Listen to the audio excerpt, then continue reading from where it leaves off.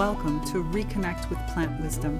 I'm your host, Tigrila Gardenia, nature-inspired mentor and leadership coach. In this podcast, I share ancient and modern knowledge from biology to spirituality about the wondrous ways in which plants can help you lead a naturally conscious life. Hello, everyone. Welcome back to episode 19 of ReConnect with Plant Wisdom. I am Tigria Gardenia, and today we're going to talk about how to master your evolution phases. So there are three major evolutive phases that happen and these are the phases in the sense of giant categories. There are lots of steps in between them. Damanhurians would call it the quesiti. They would use the quests as the 8 to 9 steps of enlightenment. Nature would look at it through succession, how we move from early succession to late succession. So from the beginning of an open space or a disturbance to what becomes something of a mature ecosystem. There are lots of different ways for us to divide your evolution. And one of the easiest ways to do it is to think about the stage of receiving, the stage of understanding, and the stage of acting. And these are kind of broad swath categories that also we see from the natural world, right? These are stages or phases that constantly repeat themselves over and over again. So the stage of receiving is when you have a plant that goes out and looks for information or receives information. Remember that plants and not just plants, but all beings of nature create what's called feedback loops. And feedback loops is where it's a system that is created to give you information that you can use to either enhance the system or change the system altogether. So feedback loops are important, extremely important. There's passive feedback loops. There's positive feedback loops. There's several different types of feedback loops, and all natural systems have feedback loops. It's an important aspect that we often as humans forget, and that if we were to create them, really would help us to better understand where we are in a given moment. So that feedback loop is used to receive information. And on a cosmic level, like whether you're talking about small pieces of information from the physical world, but also from your own spiritual growth, that kind of feedback loop could exists. It's really important for us to make the time to recognize when it is that we are receiving information. Some people call it getting a download. Some people call receiving. Some people call it in a phase of transformation. There's lots of different terms that you could use for it, but ultimately it is a period of time in which you are receiving from the environment around you, either physical or subtle. And then the next phase is looking at really understanding that, taking the time to process that information. And that receiving could come, for example, right after action, which I'm listing them as receiving, understanding, and action. But it could be that you're looking at it in the case of a project as in action, then receiving the feedback from that, and then moving and understanding what that feedback is. So really these phases are not really 1, 2, 3, but they're more of a circular notion that moves around. But for the sake of this discussion, to make it really easy, I'm going to talk about it from the perspective of starting with the receiving of the information, however that was triggered, whether that's because you went out and you looked for it or because it passively came back to you. Understanding, which is taking the time to hold on, and before we try to jump into action, really quieting that cleverness, as they like to say in biomimicry, and taking that information that you just received through many different types of filters to try to understand what it is that you're supposed to do with it and create a strategy plan, and then acting on it. From a Kabbalistic perspective, when I used to teach Kabbalah, I used to break it down into four different phases, because the first phase being the receiving phase, that phase where you get the information that you need. The next phase where you process it and you move around through that phase. The next phase after would be the strategizing or the planning phase, where you actually take that information that you have received and that you have processed through in as broad strokes as you can and created an active strategy plan, and then acting from that. So those are kind of 4 ways for you to look at it. Some people combine the action and the strategizing. Honestly, I would tell you to use both. There are going to be times where you can react straight and act, but there's a lot more times where strategizing and making a plan is actually a better way of doing it. And it's a much more natural approach because, again, the natural world does a whole series of experimentation before they finalize on a specific plan. You see this actually in slime mold. If you go and you go off and look at videos relating to slime mold, you will see that slime mold will move towards a given goal, a given destination, will move in many different perspectives and different ways, and then will continuously refine and refine and refine that way until it finds one avenue to that goal that is the most efficient. And that's kind of the strategizing. It's where you do your experimentation and then you start moving your things into actions. So here we are, I'm in the Northern Hemisphere, so we are officially in the summer solstice, and I am not at all exactly where I thought I would be, but I realized I'm exactly where I need to be. And, this spring for me was all about the execution after a very long winter of reflective planning. So for me, I actually went into a massive receiving stage that happened at the beginning of last year, actually. I was reflecting back on where I was at this point last year. And this point last year, I was told by every force I came in contact with, etheric forces, plant forces, alien forces, human forces, everything that could possibly tell me, give me a message was giving me one very clear message. And the clear was stop.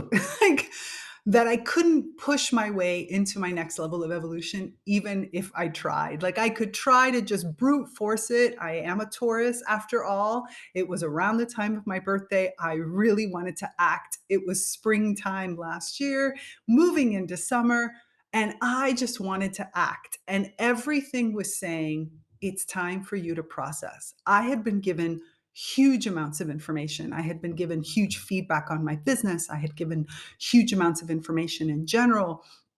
And in harmony with the beginning of my solar year, the answer was it's time to let life unfold. You need to just take this information and churn with it, process it. I was in complete listening mode. I was told not to take any action, to not change any of my plans, and instead to listen to everything that was coming. The problem is I'm super impatient. Again, I am a Taurus. I have lots of horns. I like taking action and I get extremely excited. I mean, I'm a multi-potentialite. I have passion coming out of every corner of myself. And so I just wanted to run with every good idea that was coming into my head. But the plants have taught me to settle down. The plants have taught me that it's sometimes important to take the time you need to let nutrients seep in and to let them move through every part of your body, physical and subtle, and to let that download really just flow. I had to trust that it was time to flow. So last year, this time, I received that clear signal that I had received everything I needed to receive. In other words, I wasn't really looking for more data points or more information. What I needed to do was complete that phase and to begin the phase of understanding, to begin the phase of processing, to I don't know, just sit with it, to be honest. And it's weird because normally that is a winter kind of action. It's something that you do. And so I wasn't being told to reflect. In other words, to just sit back and, grab yourself a cup of tea and reflect with my journals. I was being told to take all that information and use it, but not actively. Now, let me explain what that means. What I was being told really clearly was that what I needed to do was to live. I needed to enjoy life again. I needed to explore in real world scenarios what it was that I had received. So it wasn't so much about, like, I don't know, creating something online and testing out whether or not it works from a business perspective, but it was much more about going off and having conversations with people, processing through watching real world scenarios. It wasn't about me taking action by creating. It wasn't about processing by reflecting only in my own thoughts. It was about processing through the process of life, through looking at and throwing out little tidbits as I was doing things that were not big plans that I put into action, but modifications or experiments, you could just say, to see if I had understood correctly. So I wasn't sure how long this was going to take, and it was really frustrating because, of course, when you are, a naturepreneur like I am, and you have all these different pieces, like I had the naturally conscious community that already existed, I had my one-on-one clients, I had all these different perspectives, and I like innovating. It's exciting to me to create something new. It's exciting to me to fill the needs of my clients and of my students. So I was like really wanting to go off and put this into action. And yet, what I was told is that I needed more time because the way that I was going to put it into action was going to be very, for lack of a better term, shallow. I was going to do it based on a very quick understanding rather than taking the time to let it sink to a deeper level and really guide my actions from an evolved place of mastery. It wasn't going to be, at that time, I had not mastered what I had received. I had just received it. So I was really an apprentice. I was really just something that is new that had just come to it. So I want to tell you instead what ended up happening. But before I do that, I want to share with you one of our eco-conscious business partners. Any little bit we can do to help the environment is a win in my book. That's why I'm such a fan of Who Gives a Crap, a B certified company that donates 50% of profits to ensure everyone has access to clean water and a toilet within our lifetime. Not all of us have access to a bidet, so if you have to wipe your bum with something, this is the best toilet paper to choose. They wrap their TP in paper, not plastic, which saves tons of harmful plastic from ending up in our landfills or hurting animals. And get this, one box of TP can last up to a whole year. Trust me, I've tried this with my own family. They have two eco-friendly options, one made out of recycled sheets and from bamboo sheets, which is super fast growing alternative to trees. They're soft and strong and really hold up. Who Gives a Crap delivers to your door and offers a 100% money back guarantee. You can't beat that. So click on the link in the show notes to give it a go. So I was telling you how, last year really was about processing and pretty much most of the summer, to be honest, which is a time that I would have expected to be creating things, was not about creating. And my spring even had been about receiving. So it was a very unusual springtime for me. It wasn't a time where I was planting new seeds. Although I figured out that I was planting seeds. What I had done was rather than planting seeds with the idea of seeing what flowered, I was actually looking to see what was rooting. It was more of a sprinkling. You know, when you take wildflower seeds or some kind of seed that you just sort of throw out and you see what actually comes up rather than creating a hole, digging something in and seeing how the plant grows. That's really what I was doing. And it took me a while to figure out that that's what was happening. I was throwing lots of seeds out. I was having lots of conversations with people. I was having lots of discussions. I was bringing on new team members and I was listening to what they had to tell me. And I was really doing a phase of very light experimentation by not investing heavily. In the last episode, I talked to you about the difference between our strategies and case strategies, right? And I had been working on case strategies, on strategies that were really longer looking, in lots of investments, lots of time. And what I was doing during that phase was instead went back to doing our strategies, which was throwing things out there very lightly to see what stuck.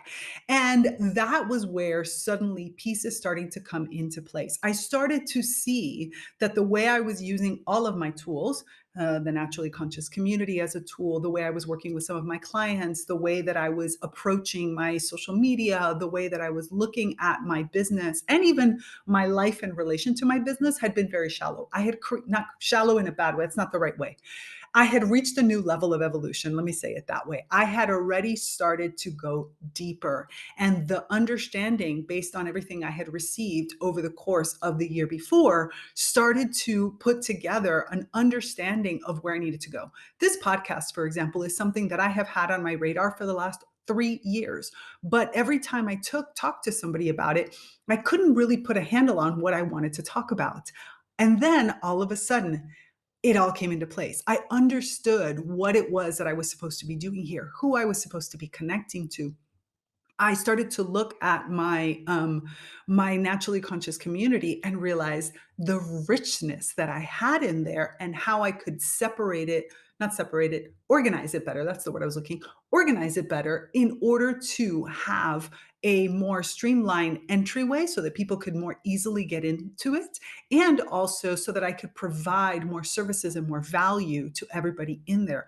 I started to understand much better what was the journey that my clients were on and my students were looking for, the uncertainty they were feeling, the feeling of not wanting to be part of the mainstream and yet not understanding how not to be a part of the mainstream because the mainstream is what's out there, and that the mainstream wasn't going to get us to where we want to go, to the impact we want to make on the planet, to the kind of life we want to be living.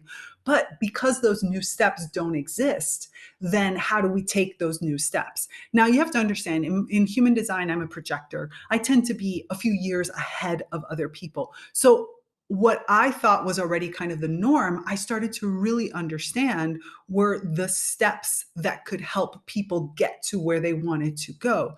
And a lot of that was around the lateral thinking that I receive and teach about by working with plants. The fact that I started to step deeper into the plant logic, I had these long conversations. I think I wrote about this at a year ago. I had Gary the Silver Fir who asked me for an appointment and sat me down and had this big download of information that came.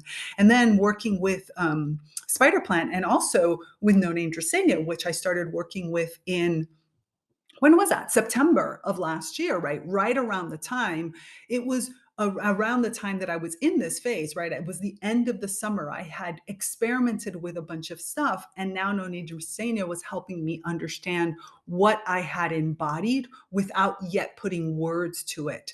Really stepping into the idea of loving this unique approach and helping others love their uniqueness, to embrace the weird and the woo, as we talk about a lot in the naturally conscious community, about how do you really work with those plants to step deeper into your weirdness, which in reality is not weird from the perspective of something out of the ordinary. It is out of the ordinary, and that's the amazing part of it, because that is the future, that is the direction we want to go in. And so I finally put together and understood how to get this podcast off the ground, how I could change and modify and upgrade the naturally conscious community. I started doing the live commentary, the live plant intelligence commentary, to go through all these amazing papers and essays and articles that are coming out and give it a sense, break it down, make it easier for us to understand not just what's being said, but what does it mean for our lives? Remember, we want to create a new society that is in co-creation with the plant world. But how can we do that if we're still taking the same steps and still using the same social media and still doing things the same way we always did them? And had I not taken the time to process everything I had received, I probably would have used the same techniques I always knew how to use with everything that I had been given. And it wouldn't have worked. It wouldn't have worked. It would have fallen flat, or it would have just kind of kept me where I am, or where I was really. But if I wanted to get to where I am today, and if I wanted to keep growing in the direction of really helping people have faith in the idea of a better future and be able to give them the tools that they need in order to create that better future, even if it means going outside of the norm, and especially by embracing all of their passions as multi-potentialites, I needed to then follow those evolutionary phases, listen to my plant guardians and my plant mentors and my plant models that were telling me, stop, really, really process, understand everything, and then take things into action. The interesting part was that by the winter of last year, all of a sudden the strategy started to come in place. I started to put things out. And as a matter of fact, from my winter all the way through on my spring was extremely active. Extremely active. I went into full action mode because I had taken the time to do all that processing. My planning and strategizing time became very quick. I ended up putting together an amazing team that I love working with, who I still work with on a regular basis to help me really put all these pieces together, a team that is both human as well as plants. And not only that, I think I started to re embrace other aspects of myself that I had let go of, thinking that that was something that I didn't need anymore. But in reality, I was able to pick those back up. My Kabbalistic teachings, different relationships with other kinds of beings, I'd really move through to different cycles and really understand the new relationship that I was creating with all of these beings. It was extremely exciting. So, I mean, I guess what I'm trying to say is that it is important for all of us, for each one of us, to listen to a combination of factors when we're trying to understand where we are. One of them is seasonally, where am I? So, am I in the winter? Am I in the spring? Am I in a time of action? Am I in a time of reflection? And then from there, understanding what kind of action or reflection or understanding or processing am I supposed to be doing? Is this supposed to be something where I'm supposed to be listening to myself? Or is this something where I'm supposed to be getting a greater understanding through a transdisciplinary team? In my case, my team is made up of a series of experts and masters in their own right from the plant and the human world. And so both of these are able to help me see things differently. But none of that would have been possible if, oh, a year and a half ago, I wouldn't have given myself the time also to receive privately, to receive through my own intuition, through my own connection to my own self, to my own divine. So there is a period of time when it's important for you to learn how to listen to yourself.